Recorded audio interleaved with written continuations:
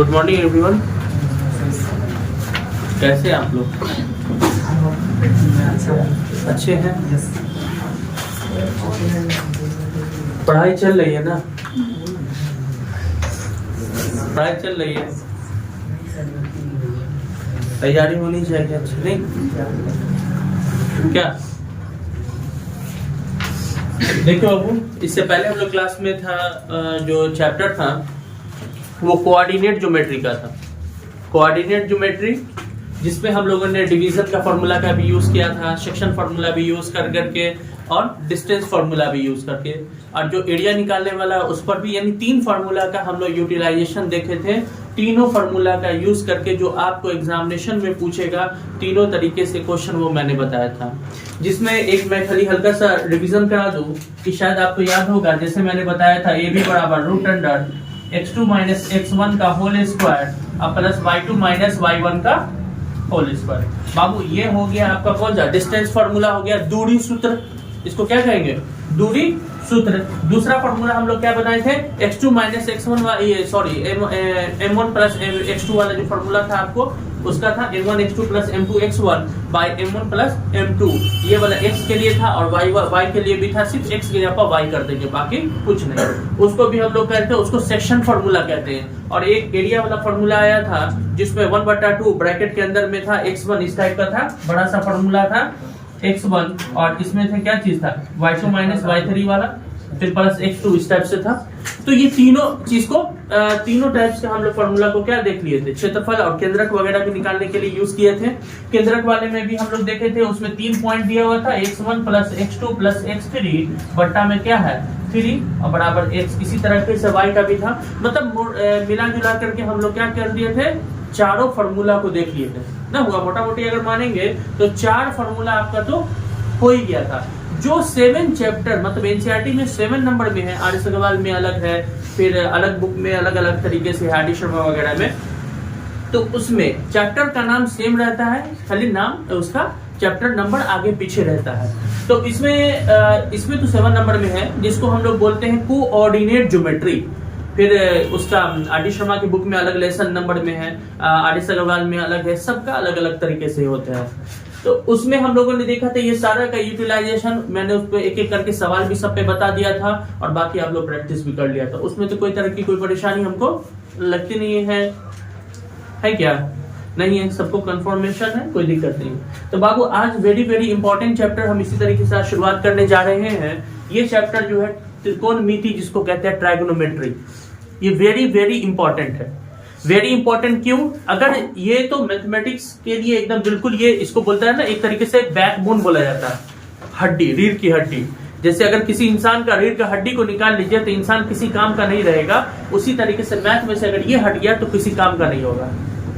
जितना भी आप कैलकुलेशन वेस्ट करते हैं ना, एंगल थीटा आ ही जाता है, तो इससे आएगा। अगर अभी हम लोग इस चैप्टर में और इसके बारे में पढ़ेंगे, त्रिकोणमिति, अनुपात वगैरह भी पढ़े हैं, तो जिसे हाइट एंड डिस्टेंस पढ़ेंगे तो उसमें भी यही सब फॉर्मूला का यूज होता है। अभी हम लोग इस पर डिस्कशन करेंगे, सवाल बताएंगे, समझिएगा।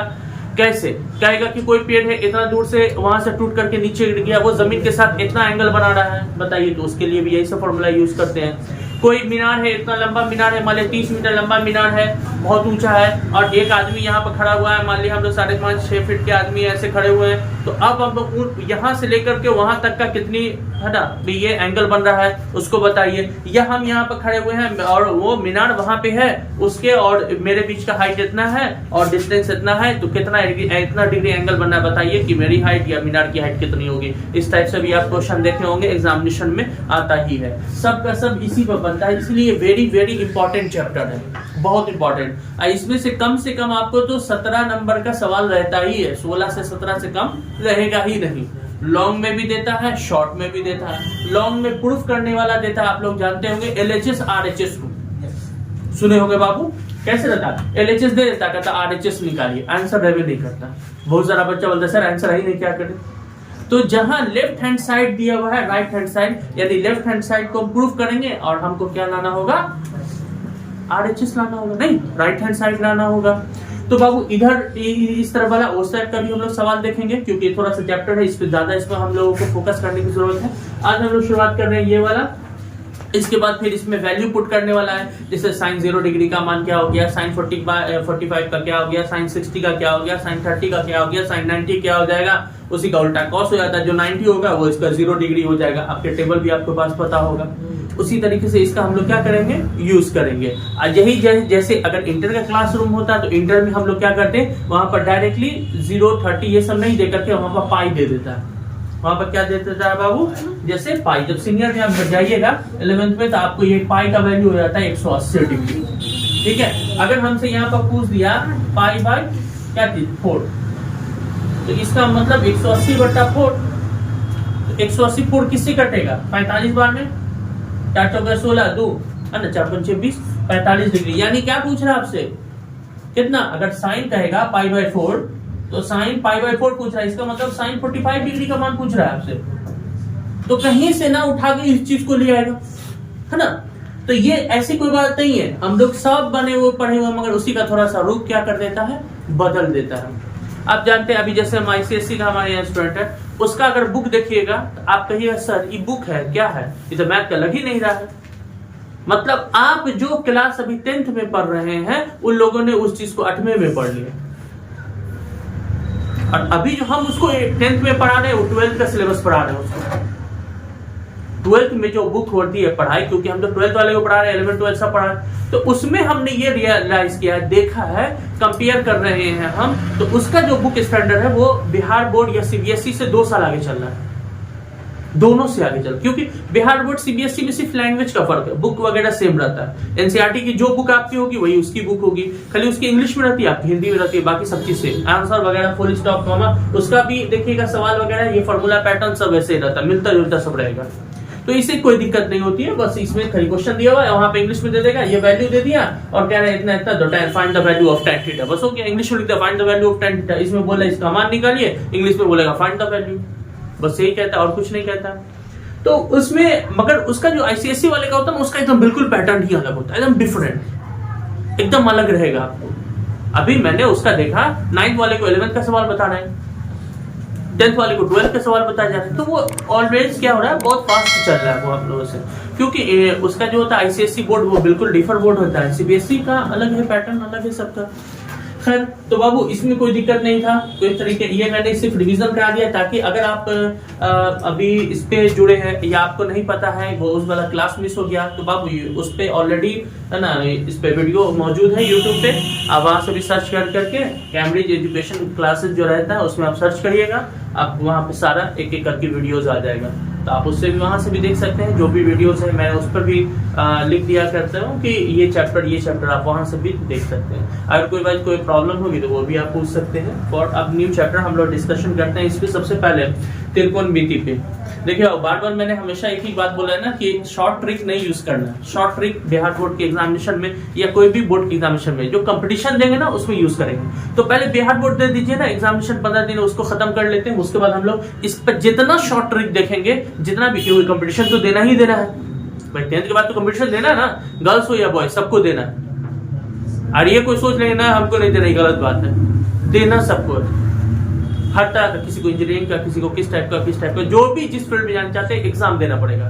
तो एग्जाम में ये फिर लॉन्ग प्रोसेस काम ही नहीं देगा, उतना दिमाग लगाएंगे। हम लोगों के पास 2 घंटा 120 क्वेश्चन, 2 घंटे में कैसे बनाइएगा, बहुत कम टाइम रहता है। अगर 2.5 घंटा दिया तो 150 क्वेश्चन कैसे बनाइएगा, तो उसमें तो पता सोचने में टाइम वेस्ट हो जाएगा, तो उसमें मैथमेटिक्स रहेगा, आपका टाइम खा जाएगा, फिर जीके जीएस वगैरह हिस्ट्री वगैरह रहता है। तो उसमें हम शॉर्ट ट्रिक का यूज करेंगे, कैसे आप अपने इसको क्या कर सकते हैं, इजी वे में कंप्लीट कर सकते हैं। ठीक है, तो चलिए फर्स्ट ऑफ ऑल हम लोग इसी चैप्टर पे ध्यान दें।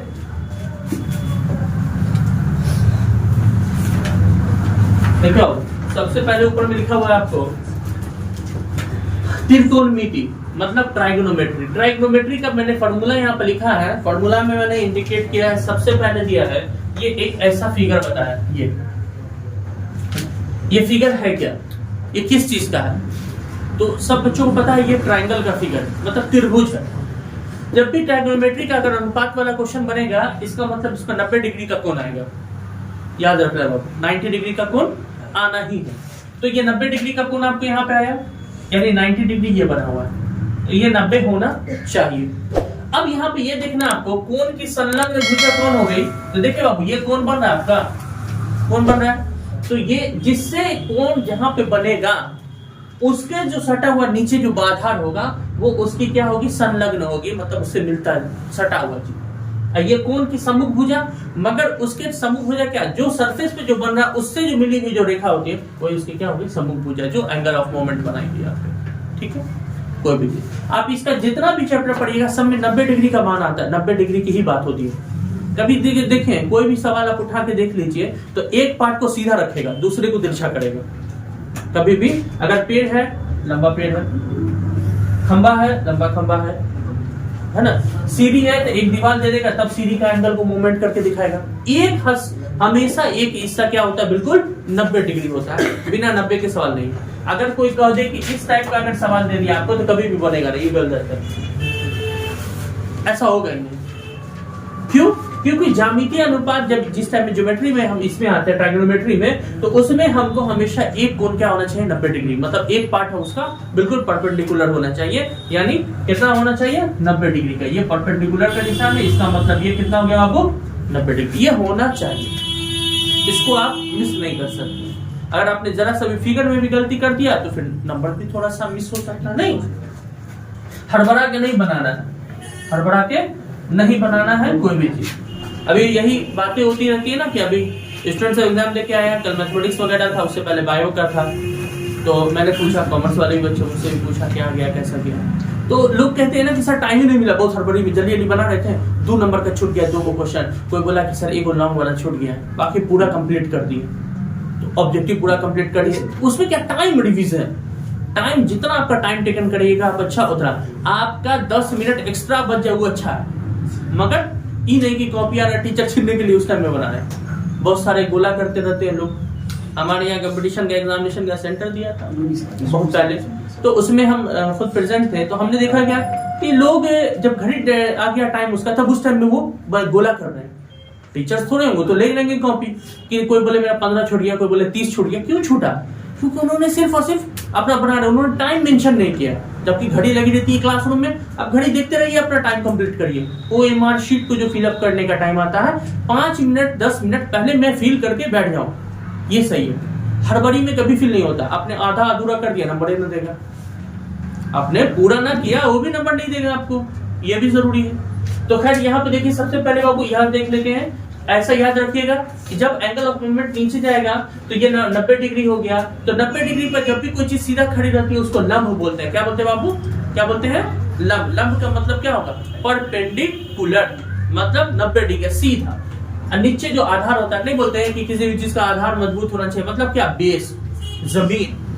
तो ये जमीन हो गई, और ये चीज क्या हो गया? हाइपोटेनियस हो गया, मतलब कर्ण हो गया, ये तिरछा, जो उस कॉर्नर को दूसरे कॉर्नर से ला करके जोड़ता है। फॉर एग्जांपल के लिए आप लोग इस क्लासरूम में बैठे हुए हैं, जैसे कि ये जड़ है नीचे, तो ये जड़ क्या हो गया? 90 डिग्री, पिलर एकदम सीधा खड़ा हुआ है 90 डिग्री, तो ये जिस हाइट तक गया और ये जमीन यहां तक आई, इस कॉर्नर तक, तो वो कॉर्नर तक जो गई क्लासरूम के इस कॉर्नर तक, तो इस कॉर्नर से लेकर इस कॉर्नर तक का जो नीचे का लाइन हो गया, दिस इज कॉल्ड बेस। क्या हो गया? जमीन। ये सीधा खड़ा हो गया, ये क्या हो गया? क्या हो गया? बोलिए ना। परपेंडिकुलर मतलब लंब हो गया, वहां तक गया। अब बाबू उस कॉर्नर से, मतलब ऊ कोना से लेंगे और इस कॉर्नर तक को मिलाएंगे, मतलब इस कोना तक, ऊ कोना से ई कोना तक। अगर लाइन को सीधा हम लोग मिला दिए, उस कॉर्नर से लेके इस कॉर्नर तक अगर हम लोग सीधा लाइन मिला दिए, यही मेरा क्या बन जाएगा?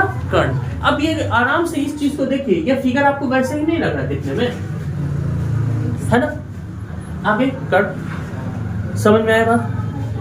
तो ये बाबू क्या हो गया? कर्ण। हमेशा याद रखना, तिरछा कर्ण, सीधा लंब, नीचे आधार। कोई दिक्कत?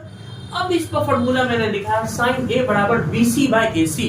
बहुत सारे बच्चों को मैंने ट्रिक बताया, हर चीज का याद करने का अलग अलग है, फिर भी अगर समझने के लिए सिंपल वे में करेंगे तो BC/AC याद ना होगा तो उसको याद रखेंगे P/H। P/H, BC/AC। हो सकता है हम फिगर इधर वाला तिरछा कर दें, हम DEF ले लें, PQR ले लें, कुछ भी ले सकते हैं। तब मेरा क्या हो जाएगा? तब हमको याद रखना है P/H। P for perpendicular, H for hypotenuse. P for perpendicular, H for hypotenuse. P for लंब, परपेंडिकुलर मतलब लंब, और H फॉर क्या हो गया? H1 हाइपोटेनिस मतलब कर्ण, मतलब लंब बट्टा कर्ण। क्या बोलेंगे बाबू? लंब बट्टा कर्ण। तो उसी तरीके से cos A बराबर B बाई H, मतलब B फॉर बेस और H फॉर हाइपोटेनिस मतलब आधार बट्टा कर्ण। उसी तरीके से इसको पढ़ेंगे तो क्या हो जाएगा? P by B। P क्या हो गया? लंब हो गया और B क्या हो गया? मेरा आधार हो गया। फिर उसी बात cos H by P, H क्या हो गया? कर्ण और P क्या हो गया? मेरा बेस यानी कोण और X का बेस। अब यहीं पे H हो गया, क्या हो गया? कर्ण। B फॉर बेस मतलब क्या हो गया? कर्ण बट्टा आधार, कर्ण बट्टा आधार, यहाँ कर्ण बट्टा लंब, यहाँ क्या हो गया? बेस बट्टा बेस बाई क्या हो गया? P, है ना। तो B फॉर बेस मतलब आधार बट्टा क्या होगा? लंब हो जाएगा। तो बाबू इसको अगर आपने ये 6 याद कर लिया तो याद रखिए ट्राइगोनोमेट्री का कोई सवाल आपसे कभी नहीं छूटेगा, ये वो भी सवाल नहीं छूटेगा, ये गारंटी है, लिख लीजिए, है ना। ये सवाल नहीं छूटेगा। इसके बाद आपको एक पूछेगा question height and distance. Height and distance मतलब हाइट मतलब ऊंचाई और दूरी, ऊंचाई दूरी का जो चैप्टर है वो आप में उसमें से सवाल 5 नंबर में पूछेगा ही पूछेगा। चाहे आप जो समझिए, हंस के समझिए, रो के समझिए, जैसे समझिए, 5 नंबर में आपको हर हालत में पूछेगा। कोई कह दीजिए सर ना पूछेगा, ऐसा हो ही नहीं सकता। हाइट एंड डिस्टेंस का सवाल हर हालत में पूछेगा 5 नंबर में। तो उसमें कौन सा फॉर्मूला यूज होगा? यही 6 गो फॉर्मूला यूज होगा। इसी 6 फॉर्मूला का यूज करके आप आराम से बना सकते हैं, ठीक है। तो सबसे पहले ये क्वेश्चन हम लोग बनाने की कोशिश करें। यहाँ देखिए बाबू, यहाँ देखिए सवाल में आपके सामने क्या है? साइन है। फिर सेम फॉर्मूला यहाँ पे देखिए, फिगर कभी भी नोट करिए, ऐसे कर दीजिए। मान लीजिए यहाँ पे हम कर रहे हैं, ठीक है। अब मेरा ये तो आप जानते हैं। अब यहाँ पे क्या करे बाबू? देखिए यहाँ क्या दे दिया? साइन क्या दिया हुआ है? मान लीजिए यहाँ मानेंगे क्या चीज दिया हुआ है कि साइन A बराबर कितना है? 3/4, 3/4। बाबू साइन का फॉर्मूला क्या है? B by H। P कितना है आपका? 3। H कितना है? 4।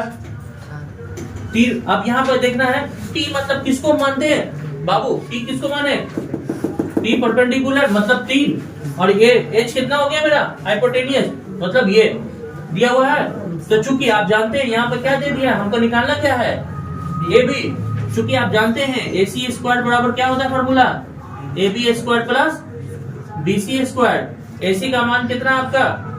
4 का स्क्वायर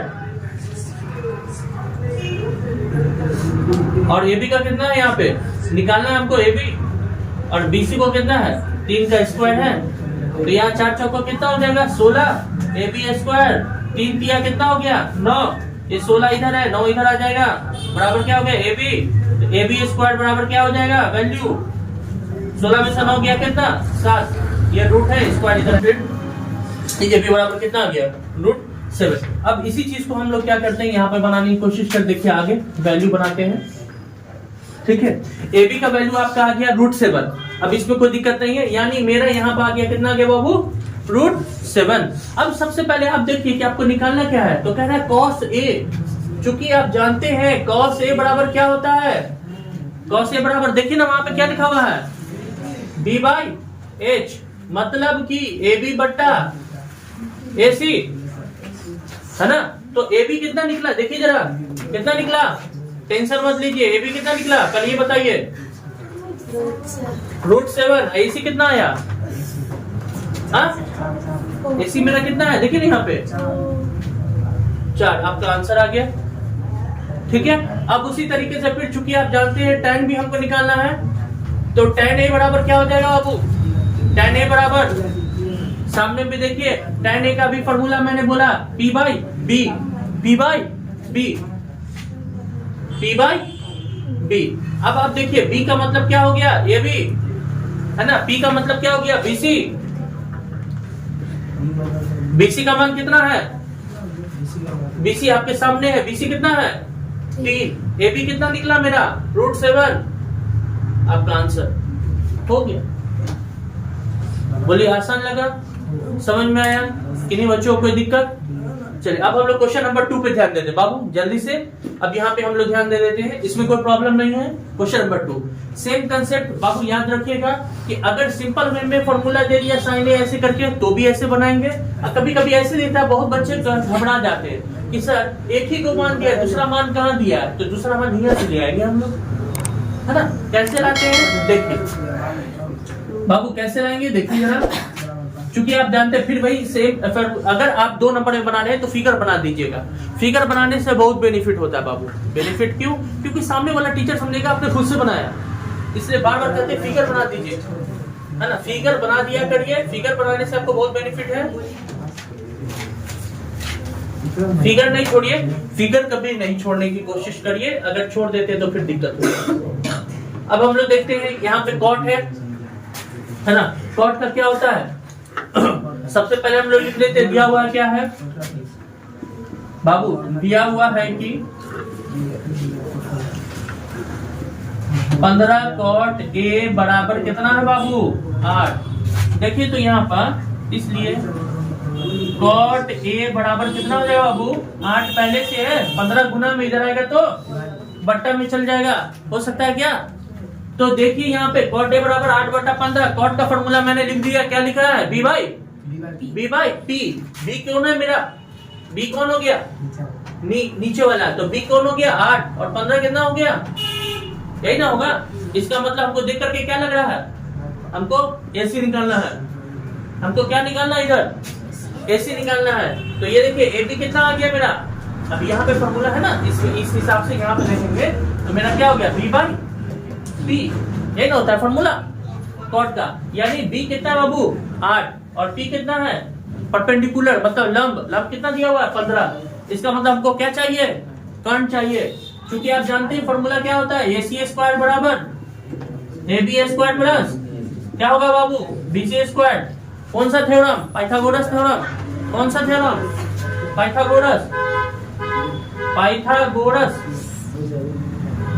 पाइथागोरस प्रमेय, यही है ना। आप देखिए AC का मान निकालना है हमको। AB का मान कितना है? AB का मान 8, BC का मान कितना बाबू? 8 का स्क्वायर करेंगे 88 64, 15 का स्क्वायर करेंगे 15 को 15 से करेंगे 225। दोनों को जोड़िए, दोनों का आप जोड़िए 5 4 9 6 2 8 2 2 8 9। ये स्क्वायर उधर जाएगा तो रूट बन जाएगा, और आप जानते हैं 209 से कितना हो जाएगा? 17 का स्क्वायर। 17 का यानी 17 गुना 17 अगर लिखते हैं इसका मतलब 17 का पावर 2, यानी कि AC बराबर अगर आपका आ गया कितना आ गया बाबू? 17। स्क्वायर से रूट कट गया 17 आ गया, यानी कि AC का मान 17। अब हमको पुट कर देना है। हमको निकालना क्या है? हमको निकालना क्या है यहाँ पे? Sine A. Same formula P by H। P कितना है बाबू? अभी हमारा H कितना निकला? यहाँ देखिए हाइपोटेनियस कितना है? 17 बाबू। यहाँ फॉर्मूला P अभी हम किसको बोले हैं? बार बार समझाए हैं। P किसको कहते हैं? लंब को कहते हैं। तो लंब यहाँ पर कितना दिया हुआ है? 15। यहाँ पर लिख दीजिए 15। हाइपोटेनियस कितना है बाबू? 17। यहाँ पर लिख दीजिए 17। हो गया आंसर, हो गया। भारी था। दूसरा क्या है? सेक का फॉर्मूला देखिए। सेक ए बराबर क्या है? H by B. ये H क्या हो गया मेरा? ये, और B कौन हो गया? ये H बाई बी। H कितना है मेरा? 17। B कितना है? 8। आंसर। बोलिए टफ है बाबू? एक चीज याद रखिए, टफ कहीं पे भी नहीं होता, टफ हम बना देते हैं। मैथ दुनिया में कभी कोई टफ नहीं है। जिंदगी में हमको अच्छा तो मेरे कभी मैथ भारी ही नहीं लगा। शुरू से प्रैक्टिस करते थे। अगर जिस दिन अगर इंस्टीट्यूशन क्लोज है या किसी कामों से या कोई छुट्टी है तो हॉलीडे में अगर नहीं होता तो मैथमेटिक्स निकाल के बैठ जाते हैं ताकि दिन मेरा अच्छा जाए। और आप लोग का अगर मैथ का बुक छूट गया, अगर छू लिए तब दिन खराब। आज क्या हो गया? तब मैथ छूट गया ना, देखना नहीं चाहते थे। क्यों? क्योंकि आपने उसको भारी बना दिया। अगर आप भारी नहीं बनाइए तो बहुत आसान है, इससे आसान कोई सवाल है ही नहीं मैथमेटिक्स का। बायोलॉजी टफ है, क्या है याद करने वाला चाहिए, बाकी सब्जेक्ट याद करने वाले, और मैथ एक ऐसा चीज है, एक फॉर्मूला याद करिए पूरा चैप्टर खत्म, मगर समझ में आना चाहिए।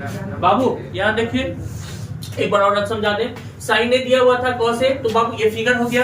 अब साइन ए का फॉर्मूला आपको ये रहे याद रहेगा तभी तो बनेगा। तो साइन ए बराबर क्या होगा, पी बाई एच। तो पी मेरा ये है और मेरा एच ये था, इससे हम लोग क्या निकाल लिए, ए भी निकाल लिए फॉर्मूला से, और जो हमको कह रहा है उसकी जगह पर पुट कर देंगे। जब मेरा ये तीन ही चीज ना चाहिए, कोई दो को एग्जाम में दिया रहता है, कोई दो को वैल्यू हमेशा दिया रहेगा, कोई तीसरा निकालना होगा, उसमें कभी जोड़ना पड़ता है, किसी में घटाना पड़ता है। जैसे ये वाले में मैंने क्या करना पड़ा था बाबू, यहाँ पे हम लोगों को घटाना पड़ा था और यहाँ पे हम लोगों को क्या करना पड़ा, जोड़ना पड़ा। तो ये याद रखिएगा कि AC अगर दिया रहता है कहीं पे और दूसरा वैल्यू कोई है तो इसका मतलब घटाना पड़ेगा। और अगर दो वैल्यू दिया हुआ है ना, लंब दिया हुआ है, आधार दिया हुआ है, तो AC निकालना, इसका मतलब जोड़े के निकलेगा। वो दोनों का स्क्वायर कर देंगे, जोड़ हो गया आंसर। 15 का स्क्वायर करेंगे 225, 8 का स्क्वायर करेंगे 64, 88 64, 225 में 64 जोड़े 289 आ गया। दूसरा वाली अब उसमें क्या करेंगे, उसमें क्या करें, उसका स्क्वायर कर देंगे। स्क्वायर करते हैं तो हम लोग को पता है 17, आपको नहीं आता तो उसका स्क्वायर निकालना पड़ेगा और इजी वे में हम लोग निकाल लेंगे। आ गया मेरा आंसर इजी वे में। जैसे कोई भी चीज समझने के लिए आसान होता है, ना समझने के लिए बहुत टफ है। जैसे यहाँ पे अगर हमसे कोई पूछेगा कि मान लिया हमको 15 225 का हम कैसे निकालेंगे, तो 15 निकालना, तो इसको इस तरह से वर्गमूल फॉर्मूला पर निकालते हैं हम लोग। तो क्या करेंगे बाबू, पहले हमको ऐसे चाहिए जो संख्या दोनों बराबर हो, तो आपको एक बार में हमने लगा दिया, एक बार में इधर प्लस करेंगे इधर घटाएंगे।